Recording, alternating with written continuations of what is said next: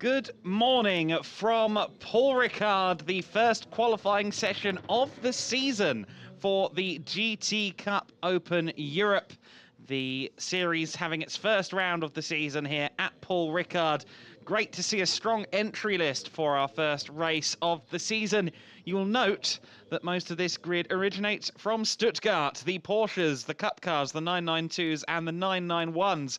The dominant cars in the category, at least for this weekend. We do expect other cars and other manufacturers to join in as the year goes on. Here's one of the 991 Cup cars, one of the older generation machines. The 992 was the car we just saw on screen a moment before that. We do also have a Toyota Supra and an Aston Martin Vantage AMR out there on track as well. So an interesting mix of machines, BOP'd together, a nice variety of shapes and sizes out there on track. John de Wilde leading us away then for this qualifying session. He was the first driver out there in the number 56, one of the cars out of the Q1 track racing stable.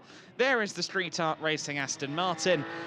Obviously, the wider GT Sport organisation have been getting their season underway at Estoril. The Euro Formulas were at Pau earlier this month as well. But George Morgan, it's fabulous to have the GT Cup Open joining us now as well, isn't it? Good to have the full set here at last. Finally, Adam, and it's great to have it too, as we're now watching Roberto Rainieri make his way out onto the track. The sun is absolutely blistering here at Le Castellet. It's a pleasure to certainly be here, and bonjour to you as well, Adam, of course. And as you quite rightly said, having all three categories here amongst us, I think, is certainly wonderful to see, and is now obviously the wider part of the GT Sport organisation. We're very much looking forward to seeing how these cars take to this track. Of course, very different circuit to Estoril, that's for sure. So I think we're going to be seeing something completely different. I think you're quite right there, and of course, first time for these Cup cars in the 2022 season. Here is the Toyota Supra GT4 making its debut in GTOpen Europe here this weekend.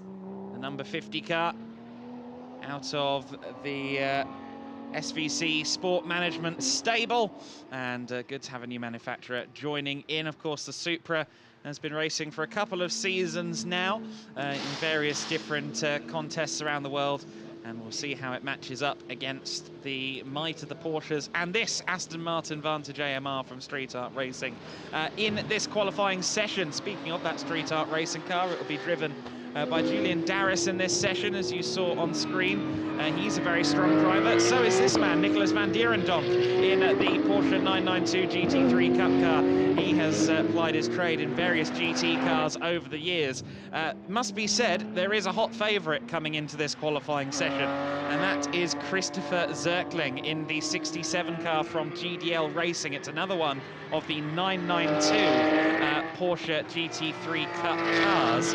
And Zirkling, who is a Porsche specialist par excellence, he's been racing Porsche Cup cars pretty much religiously since the late 2000s, early 2010s. Last year did a full season in the Porsche Carrera Cup Germany, taking a few race wins on his way to that as well.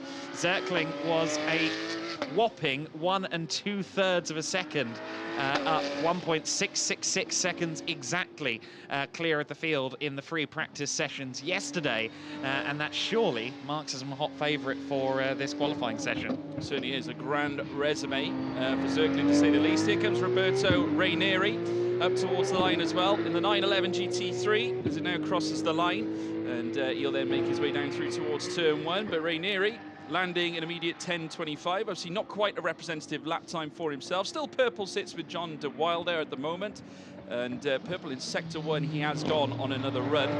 Sector 2 purple for Lucas Valker as well at this very early sensitive stage. Yes, well, those 10-minute laps, of course, just the out lap, so we're just getting the first flyers in now for everybody, and we will start to see the representative times. The fastest lap we had yesterday was just into the 2:07s from Zirkling. Of course, everyone else was actually down in the 2:09s. It was .999 actually for Zerkling yesterday. So we're expecting 208s, 210s to kind of be the sharp end of the order. John de Wilde with the first somewhat representative time, a 213.613, the 56 Q1 track racing entry, a 213.6. He's in the AM class. As you saw on your screen a few minutes ago, there is an AM, Pro-Am and Pro element to this race. However, we don't have any entrants in the Pro class, so it's just Pro-Am and AM to be worried about here today. There is the 56 car of de Wilde. As noted, these cars are all BOP'd together, so even though they come from different walks of life in motor racing, they are BOP'd together. Interestingly, Zerkling said actually the 992, that's quite a lot faster than a 991 Cup car in its regular out of the factory specification. He says, funnily enough, with the kind of the BOP efforts that have been done here, it kind of feels like the 991 all over again. So it's been drawn to a point where it's very close to the 991 in terms of performance. The GT4 cars, I think they are a little faster than they would be up in a GT4 category. And it's interesting how they all mesh together.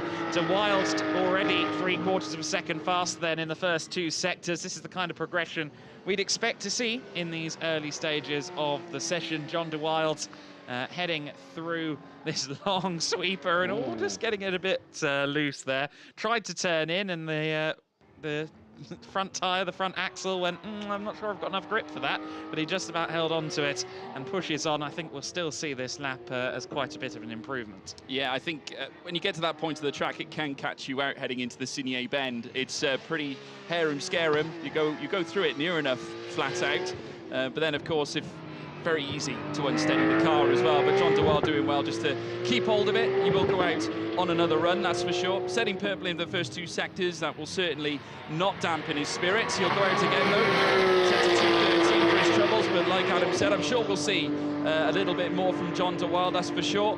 And as the track certainly will hot up heading into the deeper echelons of this qualifying session. Obviously coming here today, already the temperature's very, very warm. You would have seen it on our temperature graphic at the very start. Over 22 degrees in the skies right now, so you do feel the heat. And then of course couple that with the warm rubber from the tyres of these Porsches right now. This track is going to get really hot, so it's going to give certainly the drivers, the cars, all the better of the chance to actually set a really, really quick lap time.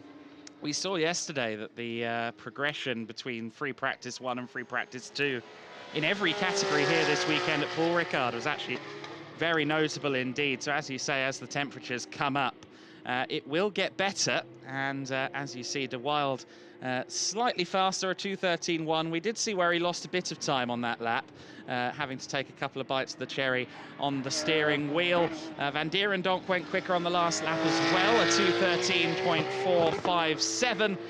John de Wilde on another flying lap at the moment, not quite through the second split. He is now, and well, only a few hundredths of a second faster, but we'll see if he can net a faster third sector now.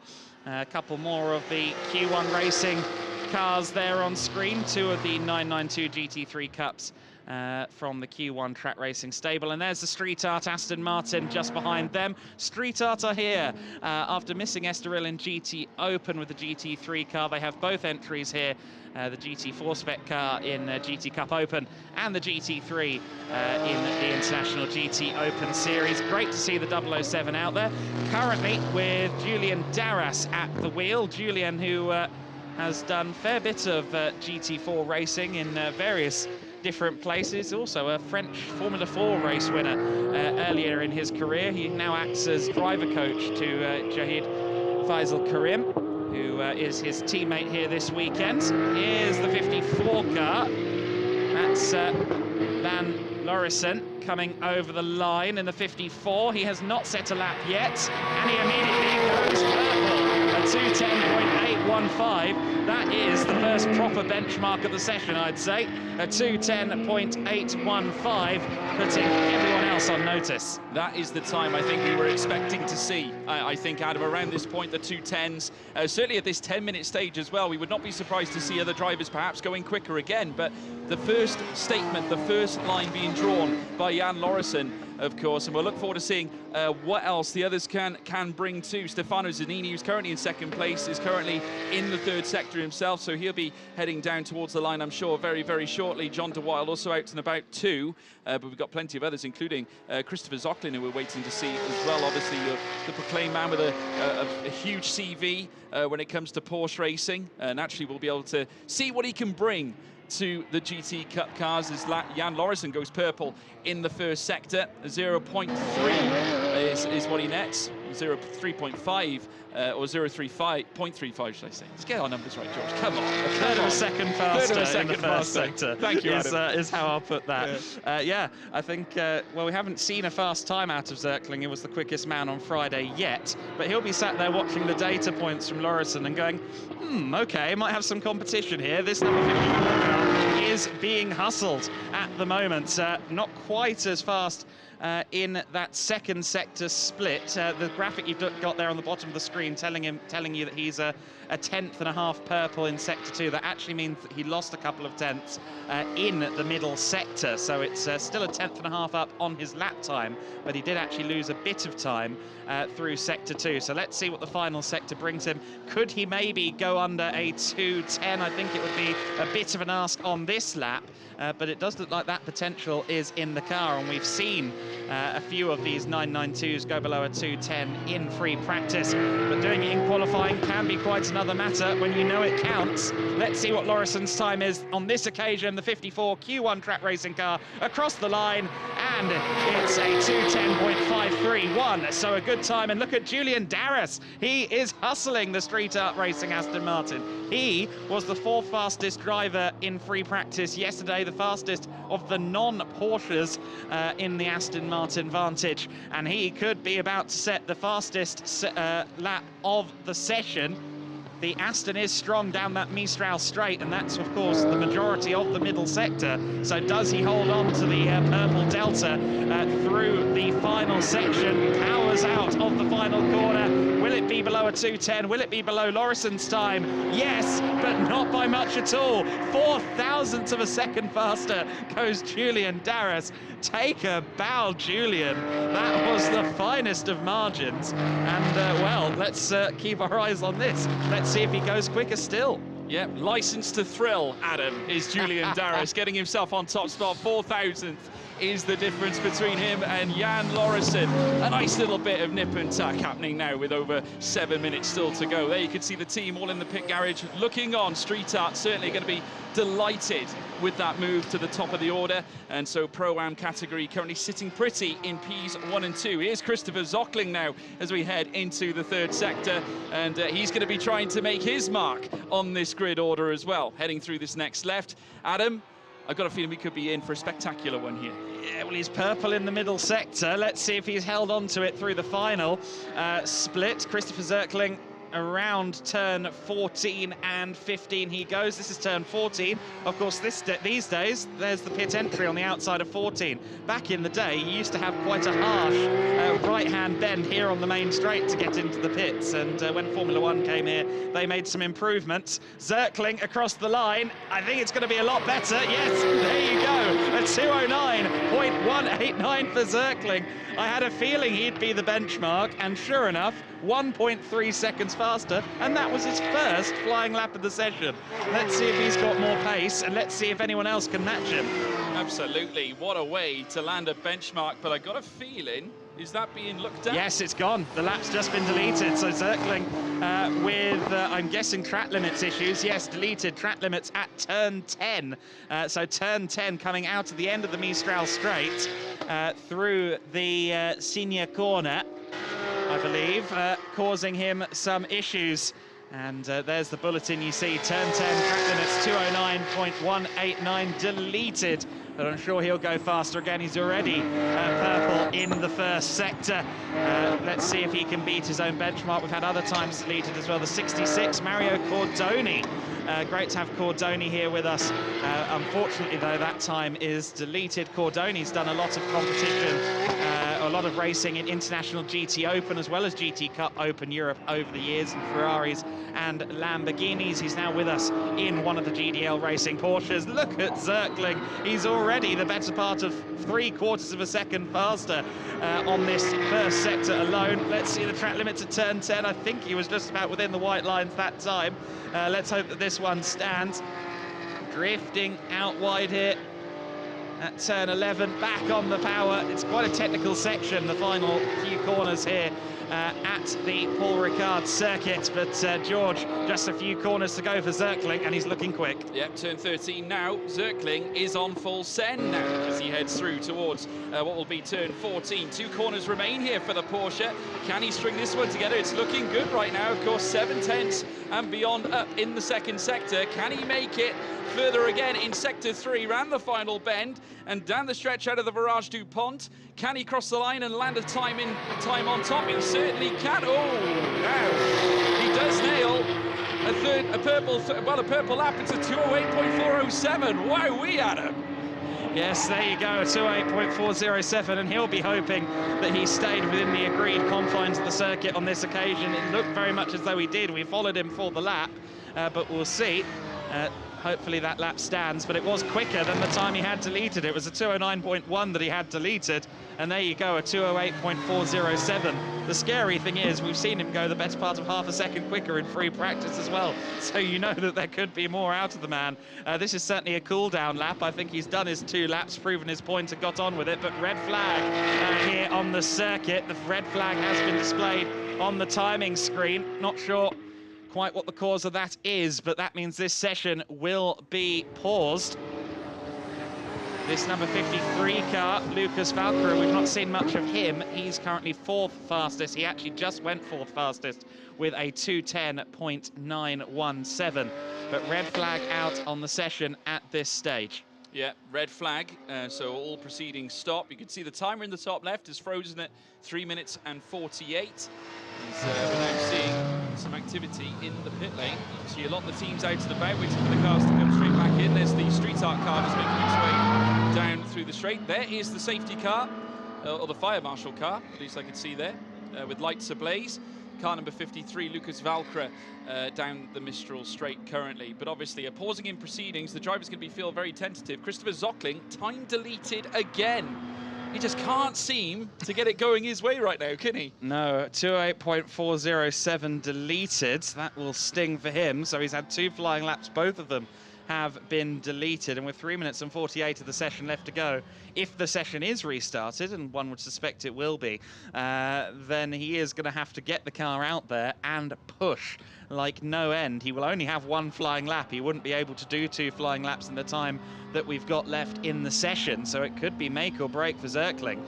He's shown that he's got more pace than practically anyone, but it seems that the track limits are causing him some grief here today. Yeah, just wondering as well, if you've only got 3 minutes and 48 left, obviously a flying lap is around 2:10. It's going to be quite busy out there towards the end. The final few minutes, there's going to be a lot of congestion, a lot of cars coming out onto the track.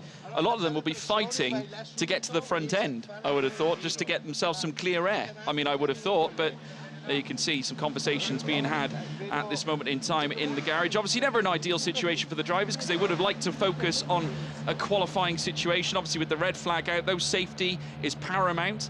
And at the same time, I suppose they'll probably hope that everything's okay and they'll be able to go out to little to no troubles. But certainly, these 3 minutes and 48 seconds remaining, it's going to be paramount for some good laps from these drivers.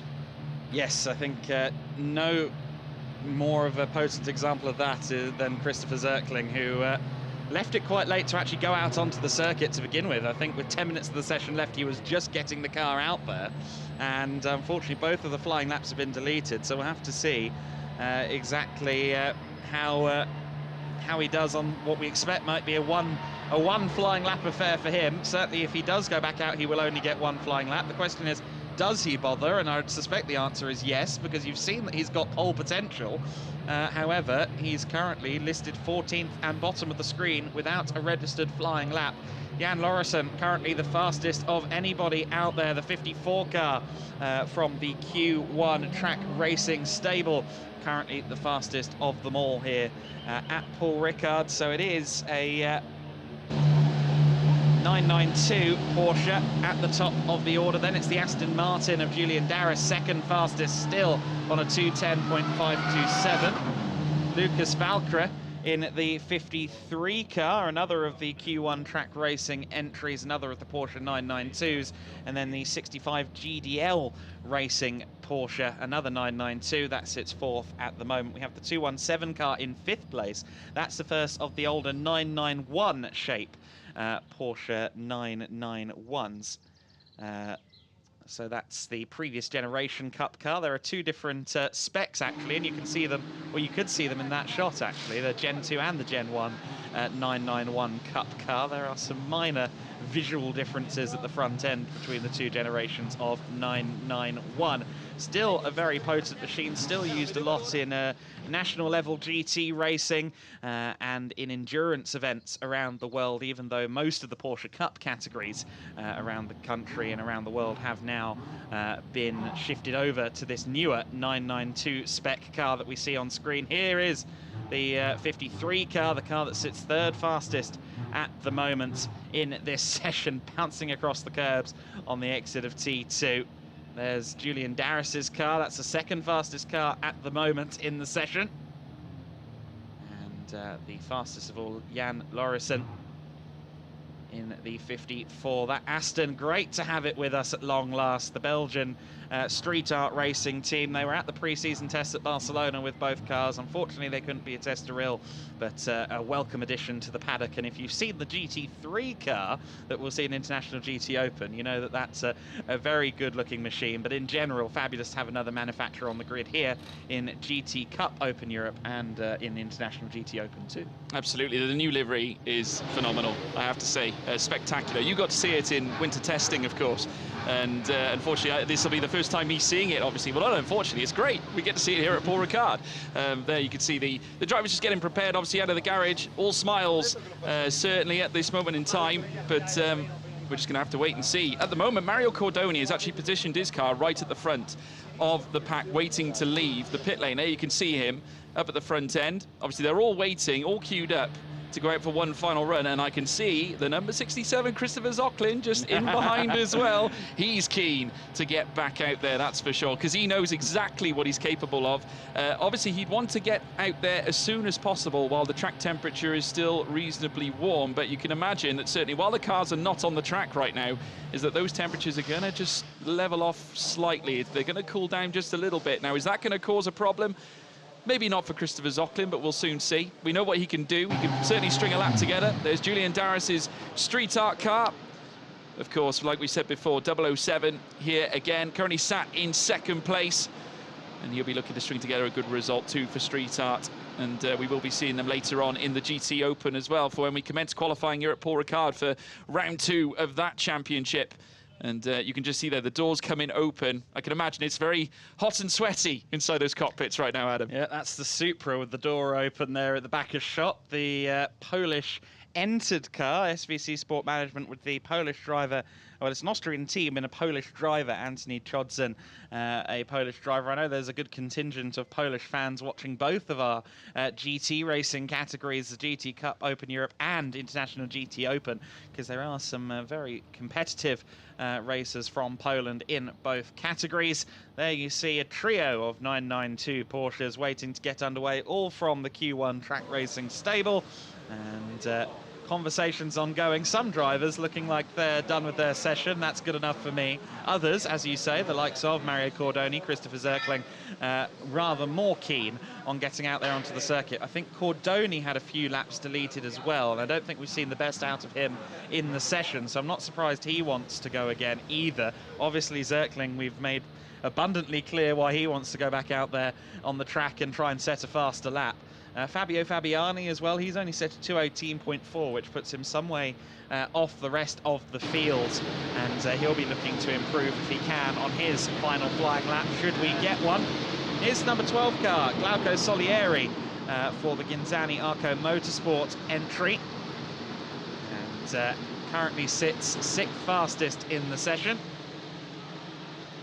Here's, I believe that's Stefano Zanini in the 44 car. 44 is the 991, the 911 GT3 Cup Gen 2. that sits there in the garages at the moment. The number 44 car out of the SP Racing, the Pisani SP Racing stable. A couple of teams running different specs of car. GDL Racing have 4 cars entered. 2 of them are 992 Cup cars, the most recent, and then there are 2 992 Cup cars. They've got 2 of them and 2 991s as well. So they've got a little mix of generations in their Porsche 911 stable here at Paul Ricard, and great to have them supporting us with 4 cars out on circuit, and some very well-established names in the world of GT racing among them as well. We've talked about Zirkling, the likes of Mario Cordoni as well. We discussed the fact that he's been racing GT cars for a very long time indeed. You may remember his distinctive kind of European flagged colours on the Ferrari 458 in GTOpen several years ago, and it does look to me as if these cars are being told to go home. We've got 1 car being pushed back. The number 12 car of Glauco Solieri is being pushed back, and it looks to me as though these guys have all been told no, don't go back out onto the circuit. So potentially, I'm just wondering whether or not it's going to be a longer delay, or in fact whether we get the session restarted at all. But we'll wait with bated breath for word on that. No official line from the race control as of yet, but certainly I think maybe the team's thinking, actually, do we really want the cars and the drivers to be baking there in the sun at the pit exit, when it doesn't look like the pit exit is going to be open anytime soon? No, and that's good news for Jan Lauritsen, of course, because he's at the top there with the pole time, obviously a 2:10.335. Julian Darras in 2nd place for Street Art. Lucas Valka in 3rd, as you can see on the left there. Bozio in 4th, as well as Samuel Bozio. Florin Tinescu as well, or Tinsescu. Glauco Solieri in 6th, with Stefano Zazzini in 7th. And obviously, the way things are strung out right now, if it is the case, then this will be our confirmed order for the race. Obviously, we will keep you posted, folks, as time moves onwards. But the red flag is still under red flag conditions. 3 minutes 48 is still the outstanding time. But if there is any truth in what they're saying, as Adam quite rightly suggested, no use getting the cars overheated and baked in this bright sunshine here at Paul Ricard, because, like I said, it would only cause more problems than good. Oh, in these kind of weather conditions, the last thing you want to do is be sat there in a stationary race car in the sun. So I fully understand that. I know these cars are quite advanced. I believe the Cup cars all have air conditioning, and I suspect the GT4s do as well. But I know I was actually speaking to a driver who was racing in a category where firmly no air conditioning last weekend, and they said, yeah, it was about 25 degrees outside, got to about 50 inside. Bit of a sauna. Yeah, a bit of a sauna. Fortunately, the modern day GT cars are a bit less intense than the car I'm discussing there, which I won't mention for prosperity, the exact make and model, but a slightly older and more manual car than what we see here in GT Cup Open Europe. I should say as well, you see obviously the Porsche Cup cars, you see the GT4 cars. There is quite a wide breadth of machinery that has raced in GT Cup Open Europe previously and would be integrated into the category if a team chose to enter one. We've had a Trans Am style Ford Mustang in the category previously, so that was a tube frame car. We've had a Lamborghini Super Trofeos. We've had quite a few Lamborghini Super Trofeos in previous years of GT Cup Open Europe. Really, mostly any single make GT style car, any GT4 spec car can be integrated into this category. It means that there's actually quite a wide breadth of eligible cars for this championship, and I think it is very much run on this somewhat of an open door policy, where within reason, if it's possible to get the car either tuned down to the pace we see out of these cars, or indeed unrestricted up to this to this kind of performance level, then we would see them in the category. It is a very open door policy, and that's always good to see, because it's not often anymore that you get to see true variety, certainly not on the international stage, and that's a reason that I'm actually quite a big fan of the GT Cup Open. Europe have been in previous years, and delighted to be commentating on it here this weekend and for the season. You see some happy faces around the grid, or I should say around the paddock, and that's either he's wearing the wrong... it's Jan Lauritsen. Oh, okay, they didn't give him the full text on his little under race suit there. I was like, well, who's Lau? I don't know who that is. It is Lauritsen. So Lauritsen, our pole sitter provisionally at the moment. They didn't bother stitching his full name. That's a bit of a violation. Well, I don't know. It's not too bad. Getting called Lau, I don't know. It's all right. Jan Lauritsen, he's got lots to be pleased about. P1 is what he's got. There's Julian Darris, of course, having a conversation with his team, and I think he'll be satisfied, given the situation. Obviously, he did it where it counted. I think there's probably a string of drivers at the bottom end that probably would have felt that they would have liked to get some laps off. Obviously, Christopher Zocklin, we saw what he was capable of. I say it time and time again, but it is true.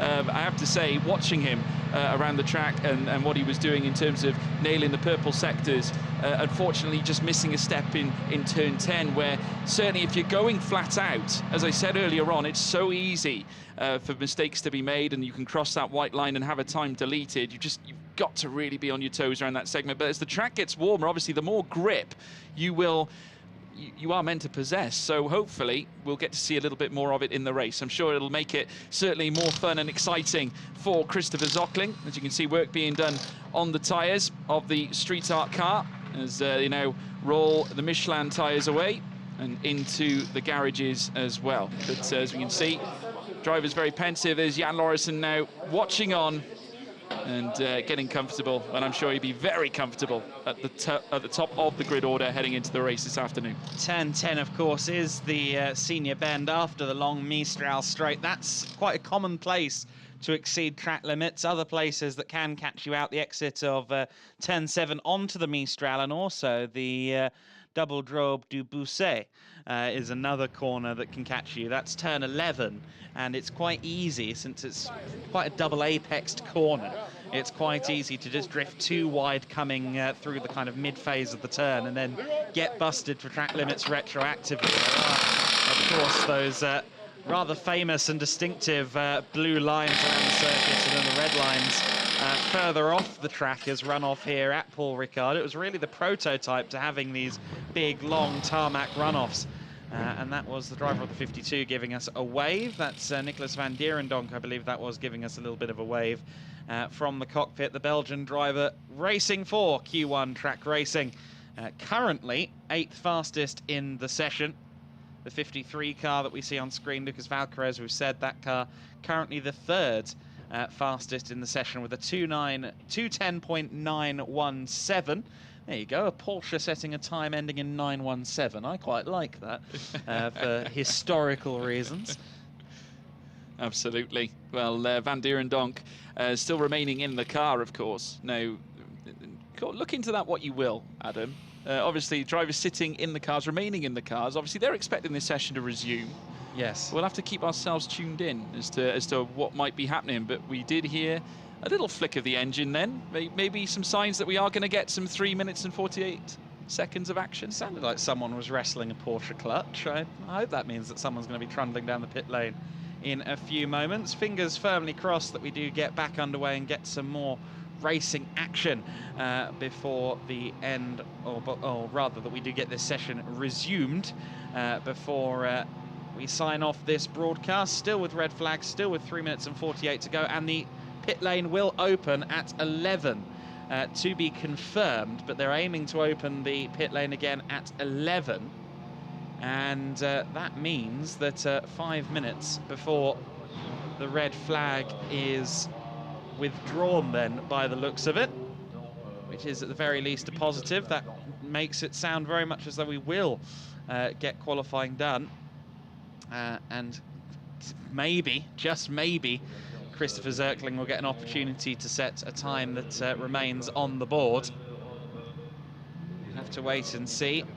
we go, 11 AM local time to be confirmed, so it could still be delayed further, but they're currently aiming for 11 AM, and that's what we're working towards for now.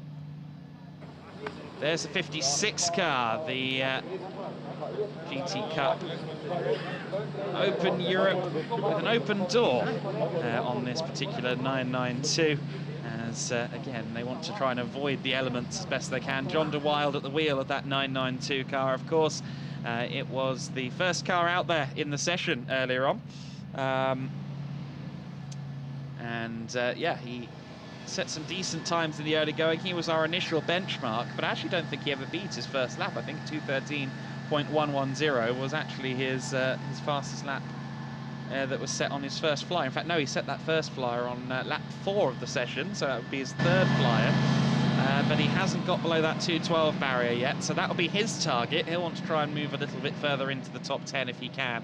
I'm sure all of these drivers will be aiming for different things. I think realistically, if you're the better part of 3 seconds off of pole, as a few of the drivers down towards the back are, they'll be thinking, right, want to get into the top 10, maybe the first 4 rows of the grid. They won't be thinking any more ambitiously than that, unless you're Christopher Zirkling right down there at the bottom of the pile. You know that you could have pole position. You've had pole position twice, but on each occasion it's been taken away because the track limits have gone against you. Of course, there is one easy way to avoid track limits penalties, and that's by staying on the track, and that's what Zirkling is going to have to try and do on his final attempt at a flying lap. So just 3 minutes until the session gets started. You see there we've got some fans in attendance in this lovely sunshine that we've got here this weekend at Paul Ricard. Paul Ricard, of course, was known as the high-tech test track for a long time. One of the reasons it was such a popular testing venue is because of the weather. Not always perfect weather, but usually you have a good shout of some good sunshine here in southern France. And I know it's your first time here, George, and it's a wonderful venue, and a very, very pleasant part of the world as well. It is very fast-paced too. I mean, obviously, I think the great element that sort of is introduced into Paul Ricard is that it brings a lot of complexities when it comes to the setups. Obviously, a lot of teams tailor-make their cars based on their performance. They might opt for something that is better in the corners, or you might want to make the most of the Mistral Straight and open up that top speed up a little bit. But of course, the brilliant thing about this weekend is we've got that chicane in the middle of that long straight just to complex the issue up just a little bit. So it does offer a wider range of diversity, I think, certainly in amongst this grid order. So it's quite exciting, really. I'm looking forward to seeing how the teams adopt this level of thinking. But we have got confirmation, folks. We've been given the green light on the fast lane. It is now open. So obviously that is a good sign here, Adam. Yep, very much indicates that we will be getting the cars out there at 11. It now says on the top of your screen, pit will open at 11. There's no more to be confirmed. They're now standing with their convictions. They're certain of it, and that's exciting stuff. That means we will be underway with a bit of a almost like the old F1 quali format from back in the mid-2000s, the one-lap shootout, albeit back in the day when they were doing that, they were one car at a time. We've got a one-lap shootout, but 14 cars are probably all going to come out at once.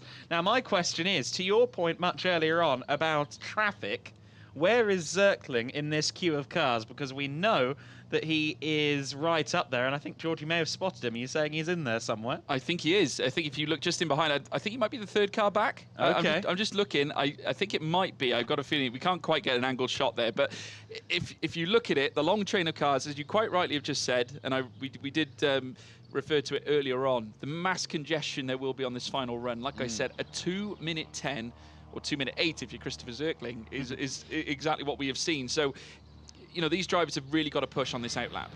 Obviously, they've got to try and get their car to the checkered flag line and then push on for this last final run. Now, nothing for me is more exciting than a final lap shootout, because of course this is when all bets are off. Everyone is going for it. As you can see that the spectators are watching on, they're going to be pumped for this grand finale. The timer is ticking, folks. Green flag is now abreast here in Paul Ricard. 3 minutes and 30 remain. The cars leave the pit lane.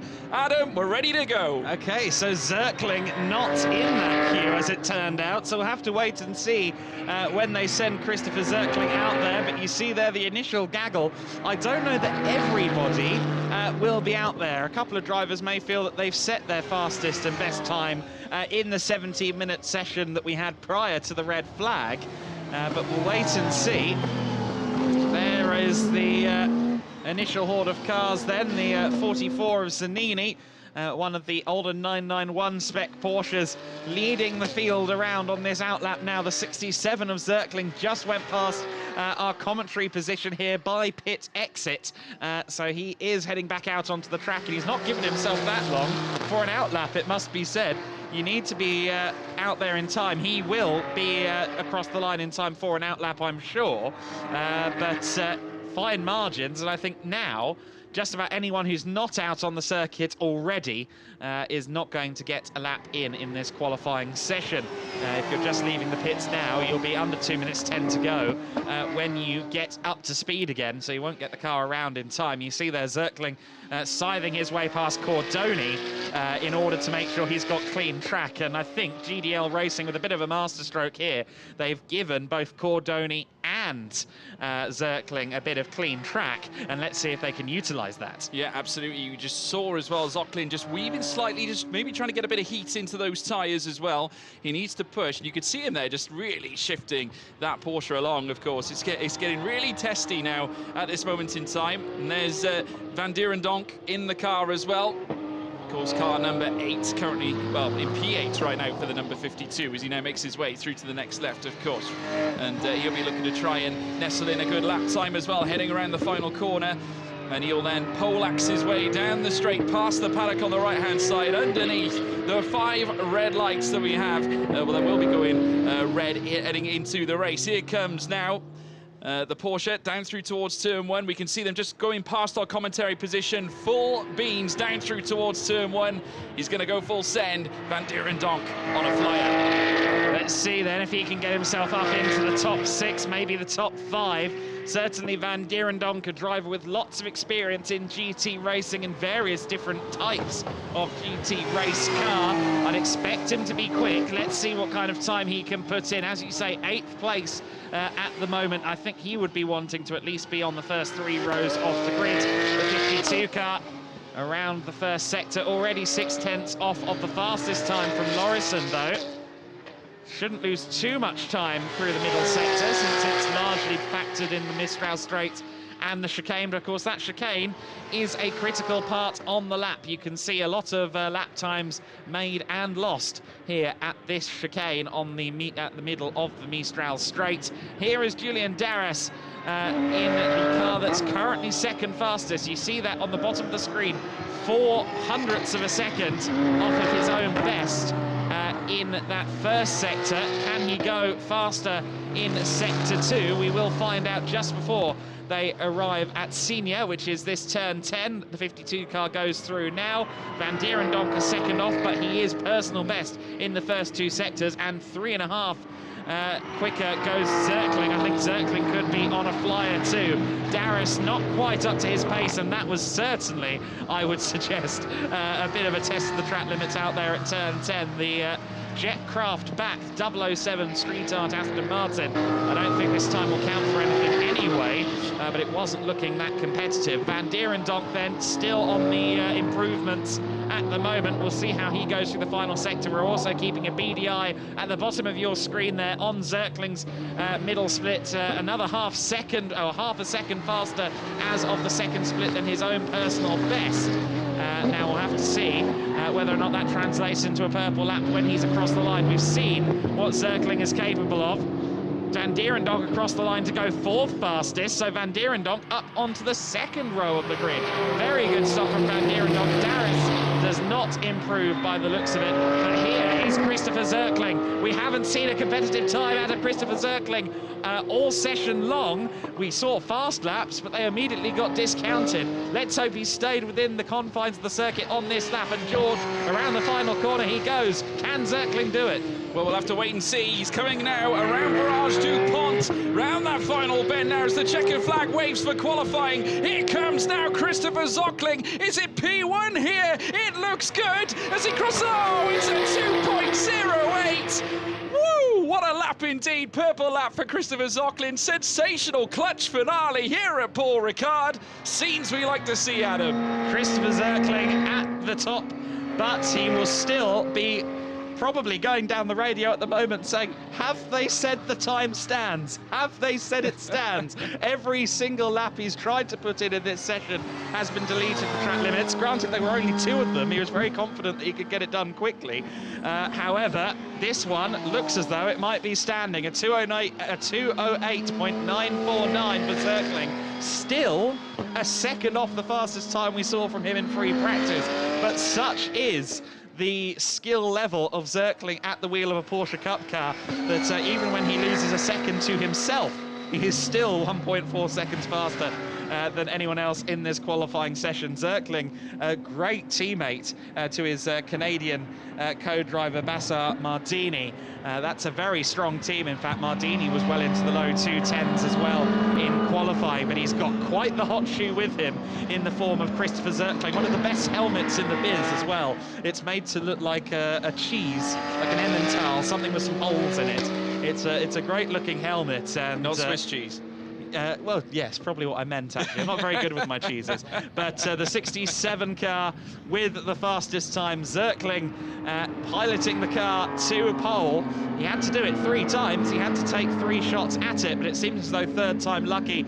The stewards have been deleting other lap times, but they haven't been deleting Christopher Zerkling, so it looks like he didn't stray too wide here at turn 10. Out of senior on that last occasion. So thankfully, Zerkling does manage to get that pole position. Congratulations to the driver of the number 67, Jan Lauritsen, in second place. The 007, Julian Darris, third fastest. Then Lucas Valkyrie in fourth place, so he managed to improve to fourth there on the final lap, because Van Dierendonck was of course fourth when he crossed the line. Van Dierendonck fifth place, still the fastest of the AM drivers though. Samuel Bossio in sixth place for the number 65 GDL Racing entry.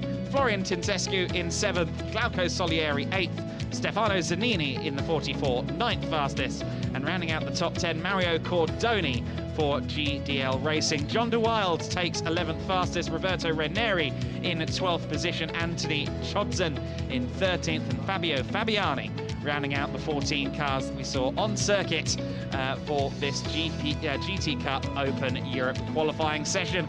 A little bit of a delay, wasn't really half time as such, that red flag, because it happened right at the end. However, we have seen the full 20 minutes of qualifying for the GT Cup Open Europe, and no driver will be more glad of getting the final few minutes of that session in than Christopher Zerkling. If we had decided the session wouldn't be done to completion, unfortunately Chris Zerkling would have been in a canoe with no paddle. There you see the helmet I was referring to. Zerkling and the GDL Racing team putting in a huge shift here in the first qualifying session of the season for GDL Racing. Zerkling, such a friendly figure in the paddock, has always got time to chat, and great to see him in the category for this year. And he will soon be interviewed for the feed. We'll hear from Zerkling before the end of the broadcast, I believe. Zerkling, the Austrian driver, actually is quite a regular figure in the Formula One paddock, part of the paddock experience broadcast crew. That makes no sense. Because I didn't have any questions. I know that. So then here are the 3 fastest cars in the session. Julian Darras, fastest of the non-Porsches, third fastest overall in the Aston Martin Vantage AMR. Jan Lauritsen there with a slightly alternative run through turn 1, as we saw on that little slow-mo, still second fastest. Christopher Zerkling, a 208.949. What a time out of the 67 GDL Racing driver. It was GDL Racing and Zerkling on top. Let's hear from Chris. Christopher Zerkling, first appearance in the GT Cup, and boom, pole position. Yeah, I'm quite happy about it, and thanks for GDL and my teammate Bashar for making this happen. It was a very short notice phone call that I got to come here, and yeah, it turned out well so far. And it was very last minute, eh? I was super last minute. I like to make it exciting. Now what happened was that I had 2 really good laps in my opinion, and then I came in, it told me I had a track limit infringement, so both my laps were taken away. I don't understand where I had track limits, but yeah, on the last minute lap that I just did, I stayed off pretty much all the curbs, all the white lines, and made sure to have a legitimate lap. And how you see things for this afternoon? It's going to be a very hot race for sure. 2-3 p.m. start of the race. It's going to be very hot, and yeah, I hope for a really good pit stop, and then we got to see what Bashar does in the car. For the time being, well done. Thank you very much. There you go, Christopher Zirkling happy with his showing in that session, and we will see you for the race for GT Cup Open Europe at 2:35 local time, but for now, goodbye from Paul Ricard.